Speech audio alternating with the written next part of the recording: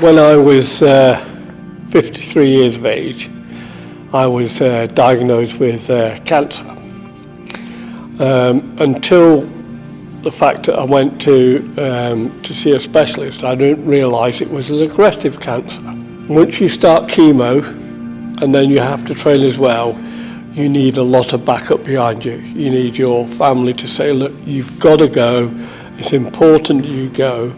And if you can get that encouragement when you're up at the gym by your trainers now, which I was very lucky to have, one of the trainers here was absolutely brilliant on helping me to maintain my weight and help me to get through the chemo and onto my operation. My esophageal cancer, instead of staying in the esophageal, it spread to my stomach and my spleen, which was unknown until the actual day of the operation. When they went in to have a look, which I'd already agreed for them to do, they thought I would come out with probably half a stomach. But once they got in there, because of the overall depth of the tumour and the width of it, they could not do what they wanted to do. So what they had to do was remove my stomach, remove my spleen, take my upper bowel and reattach it to my what was left of my esophagus, so that I would feed through there little and often. Part of the recovery was, if you can imagine, from 16 stone, within 2 weeks you lose all that weight, because you can't feed, you can't drink. So all the feed, everything that you think you've got, and your imagination runs wild with you because you think you're going to come out the other end, same person you were. That doesn't happen. So on the other end, I had to have another 3 months chemotherapy, and I was told then it would be a long recovery.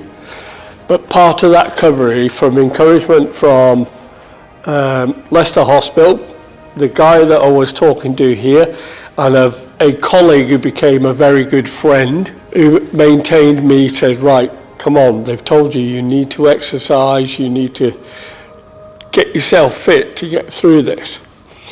So going through that path, Corby International Pool and the guys that work up here, the trainers or instructors or what you ever want to call, I've had nothing but encouragement from them all. So it weren't the case of, oh, nice to see you, as well, you're back again, which to me was a big thing.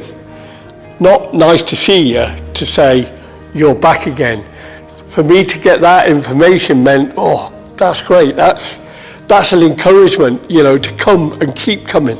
I'd just like to say that some of the things that we went through with a particular instructor up at this facility, he would sort of say to me, is right, John, you're right, you've had your operation, what the doctor says, and I had to explain to him that I've got a gap between my ribs, which is about 4 ribs, and I've got about an inch gap. What it meant was there was only certain exercises that I could do. The particular guy up here obviously had done his homework, spoke to different people about different things, so he worked out a program where I could come up here 5 days out of 7, and what he did was he built me up so I was able to do other things. And one of the things we said was, I said I would like to swim. At that particular time, I couldn't put my arms over the top of my head, if you like, and I couldn't put the arms at the side because of basically the problem I had here. So it was like over 18 months to 2 years, we built me up to be able to swim. And one day out of the blue, he says, right, we're going for a swim. So he put me into the pool and I started to swim. And I realised all the work he put in to get me fit was a positive thing. He didn't push me, but all I know is I always felt comfortable with that particular guy taking me through the course. And I think it's so important that Corby have took up the cancer rehab forward. And I am 100% behind it, because the benefits I've had is phenomenal. Not just exercise, it's family life, communicating with people.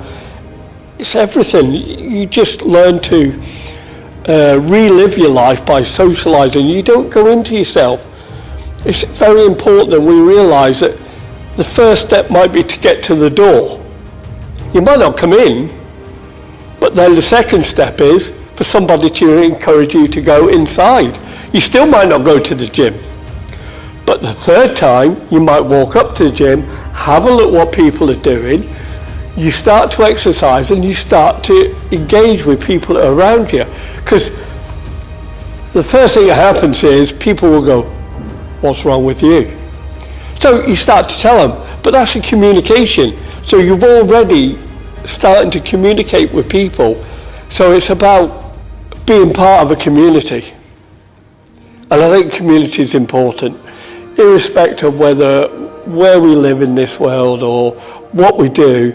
If we can make something locally happen for people like me, I'm all for it.